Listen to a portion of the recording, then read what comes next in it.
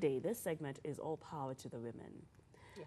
Thank you very much for joining us, ladies. And maybe we can start with defining what exactly sexual violence is.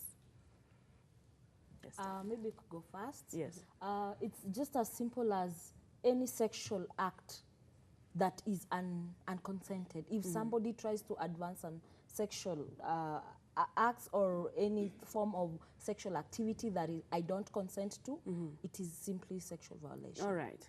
And just to add on to that, sexual violence also entails sexual harassment. Like you can be in a matatu and someone, like hits you at the back. That's an act of sexual violence. There are also other opportunities that you can be denied as a woman or a man for that matter, because you have refused, the sexual advancements of someone who is in more power than you are. Right. So that in itself is also sexual violence over and above, the rapes and sexual assault. All right, Rita, Yes. maybe you can tell us, as a patient, how am I supposed to, I'm in a hospital, and to make it worse, I'm in one of the hospitals that is being respected not only in Kenya, but people travel far and wide to come and get treatment from Kenyatta Hospital. So here I am, I'm ailing. How am I supposed to know, and this is a doctor or a hospital official, how am I supposed to tell the difference? How do I know that I'm being harassed? Let me just start by saying that you've pointed out well, you're in a hospital. And to me, this is, as I was saying before we were doing the campaign, this issue is bigger than this. It's about the healthcare system as a whole. If you're in hospital, definitely, as they've said, sexual violence comes, it's wide. It's emotional, it's physical. So if somebody touches you in an appropriate way or verbally tells you something, that is also termed as sexual violence. Most of the times people don't understand even verbal, like telling you like something which is very inappropriate. It's still a form of abuse. You'd confuse it for flattery. Yes. There's a very big difference. And as she said, the feeling, there's a difference between flirting and being molested or abused. You will feel some type of way. And as the women always say, although people tend to ignore it, a no is a no. I don't care if you're flirting or not. If I say no, I'm feeling you're now passing the boundary of what makes me comfortable. Yeah. So that's the difference. And also it is unwelcomed. As long as I'm not entertaining it and you're still persisting to maybe talk vulgar, talk issues of sexual that I'm not comfortable with, it is equal to sexual violence. But, okay. I'm also thinking that one of the difficulties with gender-based violence broadly are, in my view, two things. One, who is the perpetrator? And where is this act of violence happening? In the case of Kenyatta National Hospital, a hospital ideally is and should be a safe space. Yes, should be the safest places to be in. Exactly. Right? And in hospital, why do people go there? People don't go there out of any pleasure. You go there because you either work there, but outside of that, either because you're sick or you have someone who is, so you are in a state of distress. And you go there to seek solace. Now let's look at the perpetrator here. In this particular case, who is the perceived perpetrator? Somebody who you should be trusting. Someone you have laid your life over to, a health worker, for instance.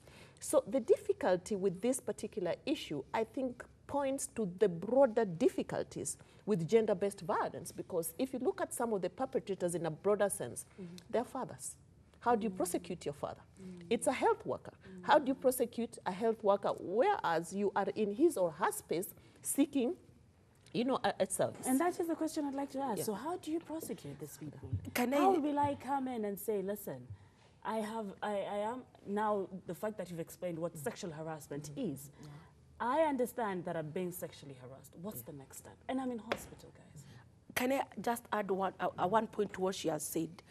Most of the times you'll find that the perpetrators are people in power or who hold some power over you. Or they take advantage of you when you're vulnerable.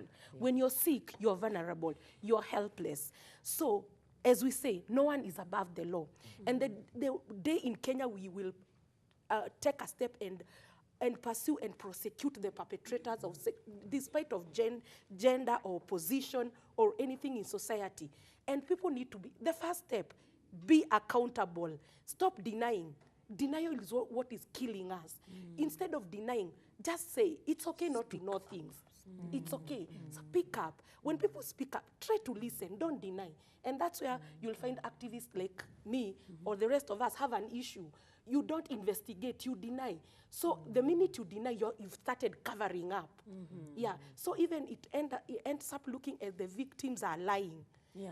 The process of in Kenya, it's like clockwork. I can already tell how it goes. First is deny, second is political, third is tribal, and the fifth one, the activists have been paid.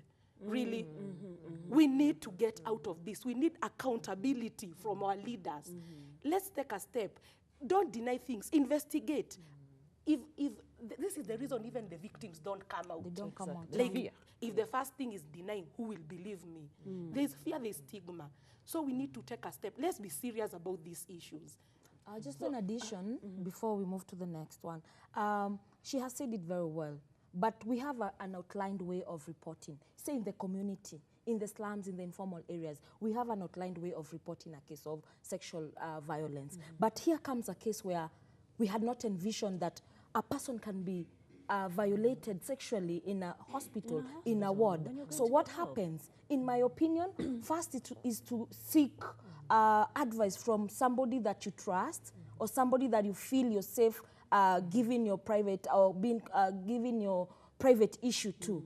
Tell them maybe you have been violated. Then after that, they can give you the next step. Maybe it's to report to the nearest police station. Go for a checkup. All right, another issue is we still live in a traditional time. And these are cases that I'm sure have come to you before, where someone has been sexually harassed, but you're scared of saying it because you might not be believed. There's a possibility that no one is going to believe you. And then there's a possibility of you shy away, especially as women. We tend to shy away because you find it embarrassing. It's very hard for a woman to understand, listen, it is not your fault. Yes? So how do we deal with such cases? Because I think it comes from there. Apart from the fact that, yes, I need to report, I need to know where I'm going to report. But where are you going to get that confidence to even report? Or rather, where are you going to get that confidence to actually say, you know what, I have been sexually harassed? We had people, when it comes to the Kenyatta National Hospital matter, we had people come out later on, you're hearing cases from way back, they're coming out now. After the buzz on social media. Exactly. So how do we change that? I think for me, a bigger part of the problem that we need to overcome is our cultural orientation and our gender norms.